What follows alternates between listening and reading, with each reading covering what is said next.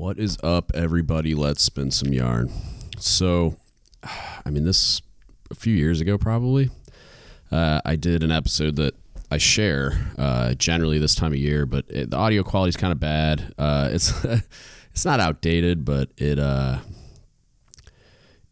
I think it could use an update, just if for no other reason than it sounds better. But also, it's called Phase 2 jitters because it was so long ago that it was called Phase 2. So I figured it was about time for an update for that reason as well.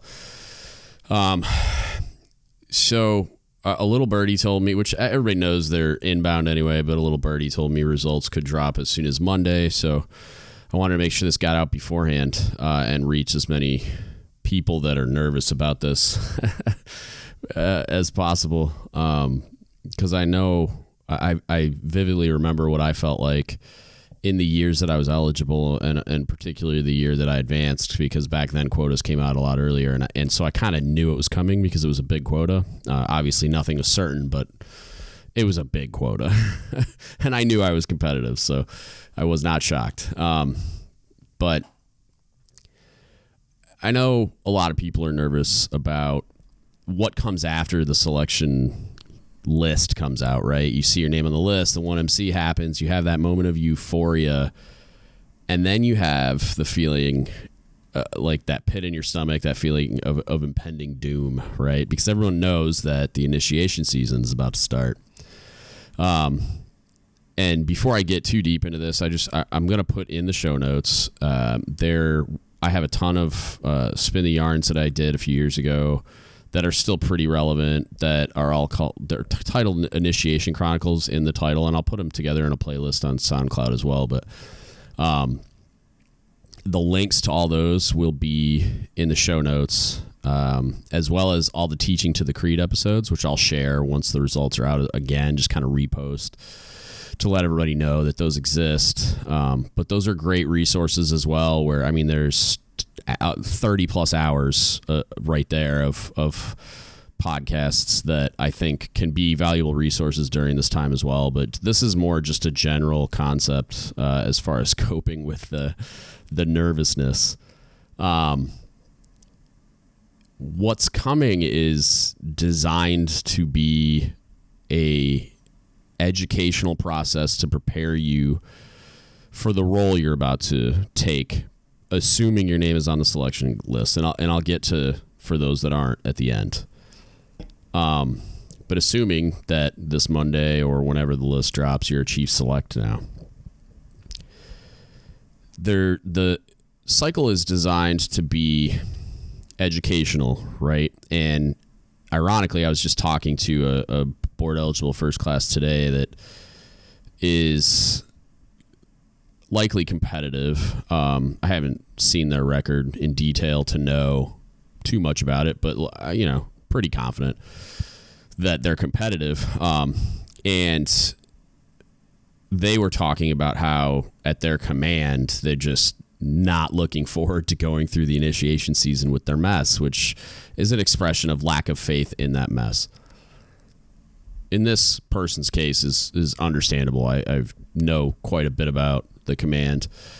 However, even if that's the case, because I feel like I've talked about a ton before, I feel like most people seem to feel that is the case at their command, even when it's not, right? It's just a perceived lack of faith. And some of that's probably based on behavior that falls more into the realm of immature, inexperienced, uneducated leadership than it does like malicious leadership. And I hope that makes sense. Like you're not necessarily at like a morally corrupt command. You're just at a kind of a normal command, really, with leadership that just isn't always best equipped. So you're just kind of looking at it like, this is going to suck, right?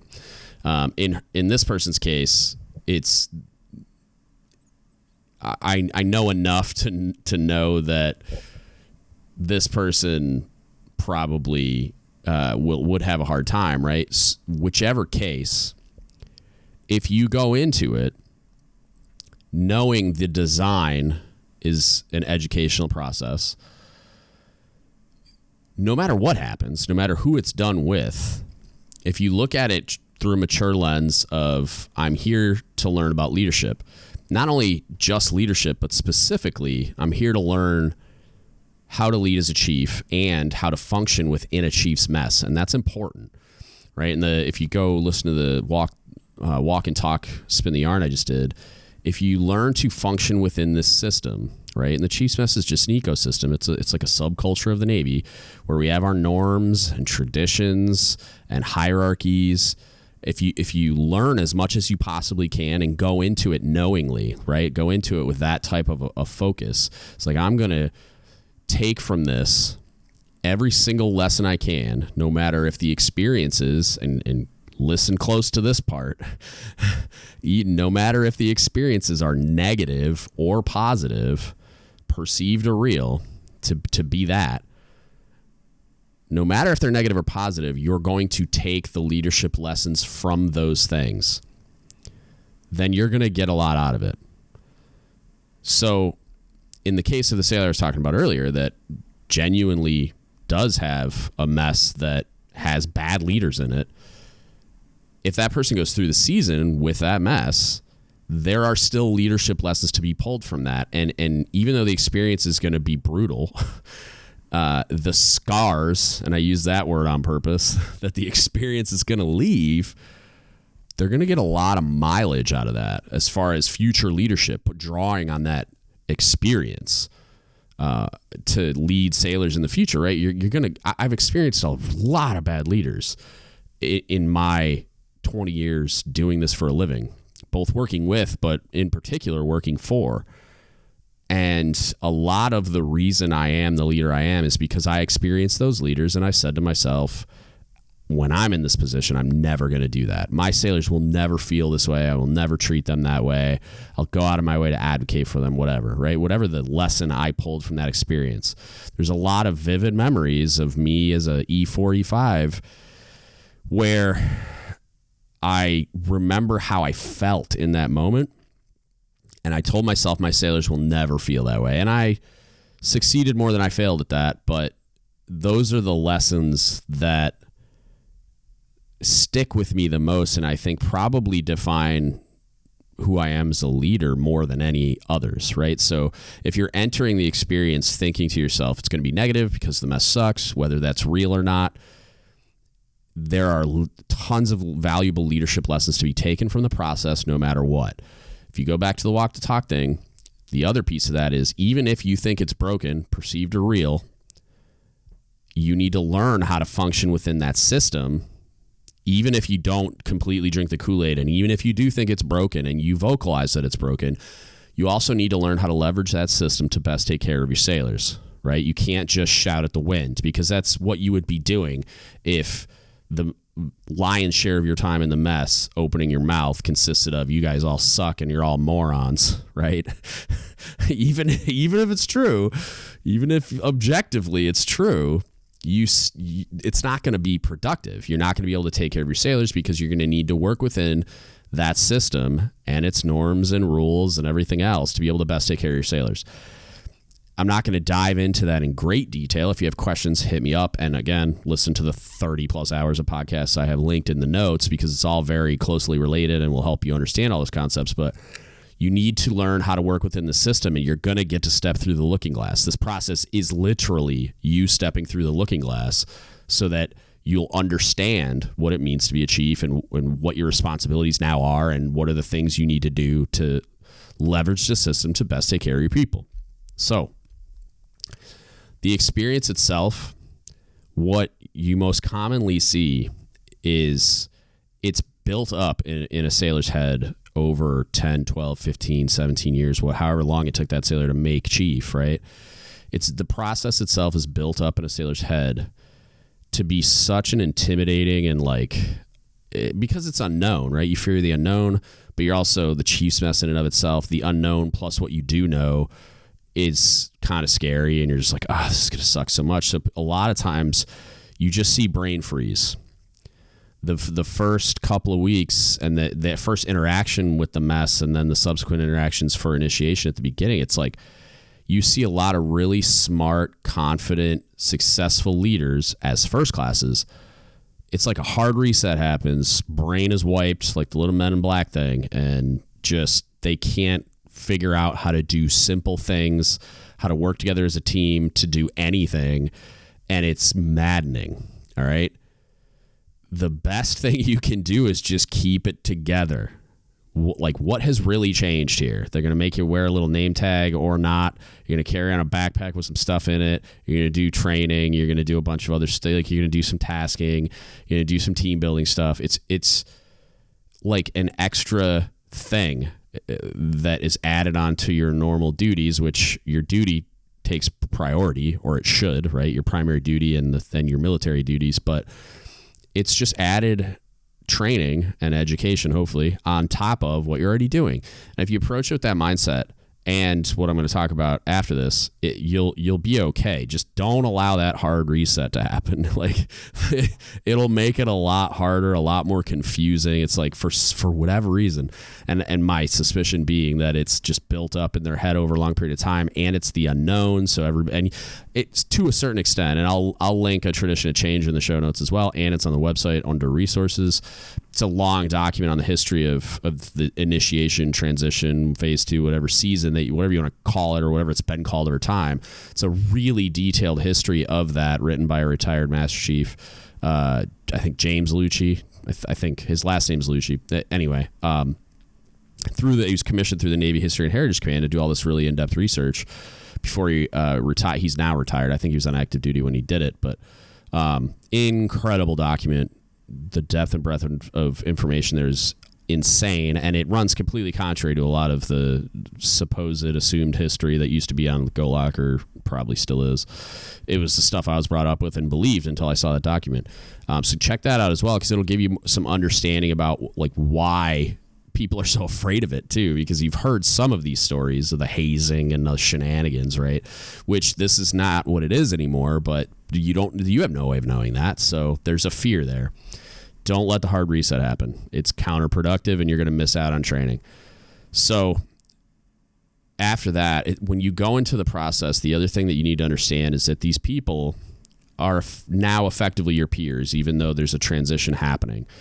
So you need to learn to interact with them, learn to function within the mess, learn to just get to know them. Like, they're people. And I talk about humanizing chiefs a ton, and we do a bad job. Like, we shoot ourselves in the foot by creating this identity that we're chiefs or we're goats or whatever. It's like we're just people doing a job, wearing a different colored uniform. Like, they're not wildly different from you, and they came from where you came. They've traversed the same similar experiences that you did, went through this kind of the same career progression or similar than you did.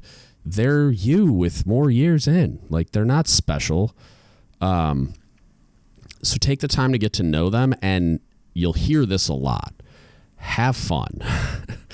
This part of it is like have some fun with them, but also just have fun in the moment. Like, none of this stuff is that serious. There will be some heavy moments. There will be some things that happen where there's vulnerability, where someone tells you a story about a crazy experience. And like I've mentioned on the podcast previously, where I've sat in rooms where people talked about a sailor that died on a ship they were on, or one of their sailors committed suicide, and they tell those stories to teach you the lessons that they got from it. And those are heavy moments, right? But there's a lot of fun to be had as well, especially when you're doing the training. There'll be some events that you'll do and stuff like that. If you get the opportunity to go to one of the Pride Days, it's the same thing. Like, there's going to be a lot of fun things that happen. Have fun, right? Don't be keyed up all the time and nervous that no matter what you do, you're going to get yelled at, because like, at some point, a lot of times you're going to get yelled at no matter what you do, but at some point you need to just kind of learn to just shrug it off. And part of the reason why we do that is you're put under stress, undue amounts of you're put under stress almost for no reason. Like, there's no way out. There's no right answer. You're put under that kind of stress on purpose to see how you deal with it. And shutting down or freaking out or freezing is not what we're looking for, right? So just think about that in those moments. Like, the stress you're going to get put under, it's like the tasking is none of it's underway limiting. None of it's life or death. It might simulate that, but it's all just an exercise. It's all just educational material, activities so you can learn lessons. So just keep it in context, all right? And then, like, kind of while you're doing it, and then probably it's the thing I say the most is, and you'll hear this from your chiefs, I can almost guarantee, you get out of this what you put into it. So with the not losing sight of that, it's just educational and just like exercise. It's an exercise. It's just a drill. Calm down. As long as you can keep your feet under you, you can keep it all in context. You can stay loose enough to enjoy it, have a little fun, recognize the leadership opportunity when you see it. The more you put into it, the more effort you're able to devote to it, the more focus you have on it, the more loose and open you are, so you can kind of detach, back up a little bit, and keep it all in context and look around and be like, oh, okay, I get it. I see what we're supposed to be doing here. The more you're going to get out of it. If you freeze up, if you get angry and just shut down because you think it's all stupid and it doesn't make any sense, why am I even doing this? This is all dumb. I'm already a good leader. I already got selected. Why do I have to do this? If you go in it with that kind of an attitude, you're not going to get anything out of it. And what you'll find is that you didn't learn all the things that you needed to through that process to be able to start on good footing, because you could be the best leader on the planet Earth. If you go into this like closed-minded and you shut down and you're just kind of checking boxes and doing the minimum amount possible, you're not going to learn all those things you need to learn to be able to leverage the system, right? The mess, to best take care of your people, right? And you can be angry. Like, I get it. I spent a lot of time on this podcast talking about the things that I think are broken in the mess and all the things that I think we could do better, and expressing my frustration and talking about potential solutions and all. I get it. I understand. I really do.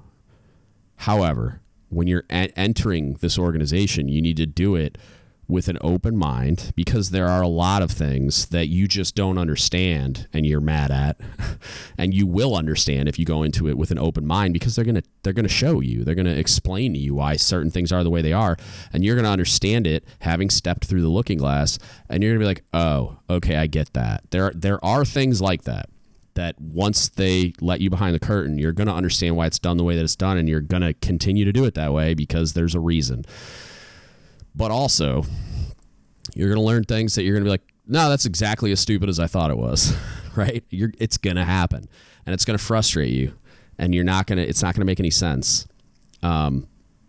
However, you'll have a certain amount of control over those things. You may or may not need to do those things, or you can at least mitigate the negative effects of those things that you're so frustrated with. And you can walk and talk, right? You can figure out, by learning as much as you possibly can while you're stepping through the looking glass, about how to leverage this system with all its flaws to best take care of your people, and you can advocate for change. And eventually, the more senior you get, you can actually make that change, at least in your mess, right? Because as long as we're playing inside of the policy sandbox, like as long as we don't step over any contrary to boundaries, and we're in violation of some like naval instruction policy, UCMJ, stuff like that, there's generally a lot of wiggle room, and a lot of the policies that aren't those red lines are established by the organization, right? Like either the CO signs out instructions, Cobb CMC signs out a memo, or they just say this is how it's going to be. And sometimes you can influence those as a chief or a senior chief, and then when you're wearing the cookie to work, you're the one that sets those policies. And eventually you might even be able to be at a high enough level where, you're influencing those broader policy decisions for the entire like force, fleet, or Navy, right? But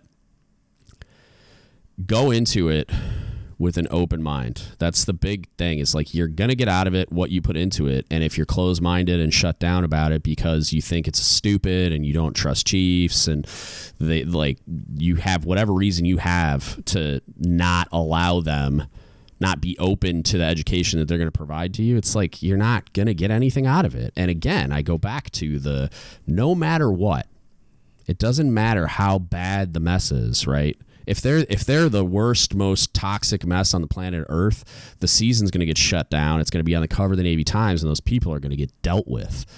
But if they're just bad, or you're perceiving them to be bad, and by going into it open-minded no matter what, you're either going to learn you're wrong, and you're going to learn a lot about those human beings wearing the uniform. You're going to learn a lot about how hard the job is. And you're going to learn a lot about why you perceive them to be the way they are and how you were wrong about a part of that, if not all of it. Who knows? It just depends on where you're at. Or they actually are bad, and there's still a ton of leadership opportunity. There's still a ton of opportunity for you to learn leadership lessons, like in-depth, experience-based leadership lessons that you'll take with you everywhere and that will make you a better leader as a result, right? So no matter what, go into it with an open mind. Be ready to learn. Just be a sponge. And yeah, some of it might suck. Like, I mean, I promise you some of it's going to suck. But if you go into it kind of with that type of mentality, and like the stuff that I like, some of it's definitely going to suck. I say that some of it's going to be hard, and there's a difference, right? Some of it's going to be difficult on purpose. There's going to be adversity, and it's intentional, and there's lessons. There's training objectives attached to those things. So look for those. Actively be looking for those objectives. And then you'll get more out of the process. And sometimes you can just ask and we'll tell you like what you're, but like other times we're purposefully vague and we're putting you in that position because we want the adversity to kind of, and you'll get nudges and like people will help you along the way, but like we want that adversity to teach you a lesson, and you have to go through that adversity. So if we just gave you the answer ahead of time, it kind of sabotages the event and the training objectives. So I know some of this kind of sounds like a word salad, like I'm just babbling, and it's because I'm being intentionally vague. And there's more detail in a lot of those other podcasts, which I highly recommend you checking out. But just know that by and large, the objective is to prepare you to be a successful chief. And some of that isn't going to make sense. Like it's baked into the cake. There's your cook pun for the day again. You're welcome. Go look at the CPO Creed. Like it talks about it, that you're not going to ever understand every pointed bar immediately, but later on you will. And you'll hear that a lot during the season too. Like there's going to be revelations, whether it's as the season happens, which will happen a lot, or it's 6 months later, you know, where it's going to hit you and be like, because you missed it, not because we're like hiding it. You might not get it in the moment, and your weapon's free to ask as many questions as you want post pinning about like, hey, this didn't make any sense to me, and I was mad, and I didn't get why we were put in this position. Like, what were you trying to do there? And they'll explain it to you. I promise. And if they don't, contact me, and I'll explain it to you. But the lessons that are trying to get conveyed through all the things you're going to go through, all of them are coming from a place of, we want you to be the most successful new chief you possibly can be. And in order to do that, you need to participate with an open mind. You need to put a lot of effort into it. You need to have fun, and you need to don't panic. That should be the name of the episode. Don't panic. But yeah, if you have questions about any of this, again, check the show notes, ton of resources there, but hit me up. don'tgiveup.theshitpodcast@gmail.com. You can Facebook message us, Don't Give Up the Shit Podcast, or you can DM me on Instagram, Reddit, Discord, whatever. Reach out, ask the question. I'm not going to provide you like every single answer all the time, but I'll nudge you in the right direction, especially if you're freaking out. I get it. I've been there, and I've run more seasons than I can remember at this point, so I've seen a ton of people go through this process. I've been a sponsor half a dozen times. Like I know exactly what you're going to go through. I know exactly where you're at in that moment, and I can help you understand. I'll give you a hard nudge in the right direction. So, if you need guidance through the process, if you're stressed out, if you're freaking out, if you don't know what to do with your hands, or even just through the rest of this waiting period, you're freaking out and you want some advice or just want to vent, hit us up. All right. With that being said, if you would support us, like, share, subscribe, review the podcast on all the platforms, share us on social media, review us on iTunes, all that stuff, to get the resource out there for the people that need it. It really helps with the algorithms and all those things. And then if you want to support us, otherwise, there's a donate button on the website that I don't think I've ever actually mentioned. This is a non-for-profit thing, the podcast itself, and there's a bunch of bills associated with it, like subscription fees and stuff. So you can go to the donate button on the website. It's real easy through PayPal, or the for-profit side of the house is dguts apparel. So we have an apparel brand now.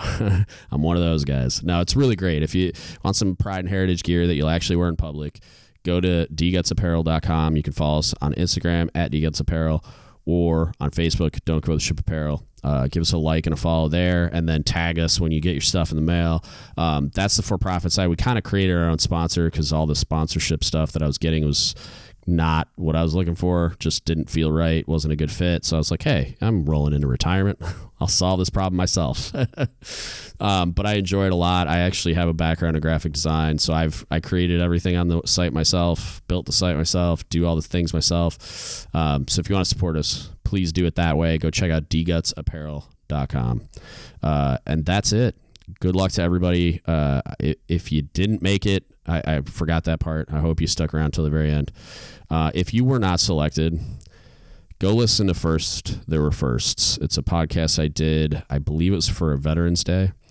And it'll explain why you have nothing to be ashamed of. I understand it's disappointing. I understand it's frustrating a lot of the times. I have a lot of buddies that I still talk to that probably should be chiefs, and the system is not perfect. And I'm not going to go down that rabbit hole now, but just know that your leadership is valued, and that there's a lot of history and heritage that backs that claim up, right? First classes are a big deal. So go listen to First There Were First. I think it'll make you feel a little bit better about the fact that you are doing very important and impactful things in the role that you're in right now, and that before there were chiefs, there were just first-class petty officers. You guys were the pinnacle of enlisted leadership. So go check that out. I think you'll enjoy it. And that's it. That's what I got for you today. Thank you so much for listening, and don't give up the ship.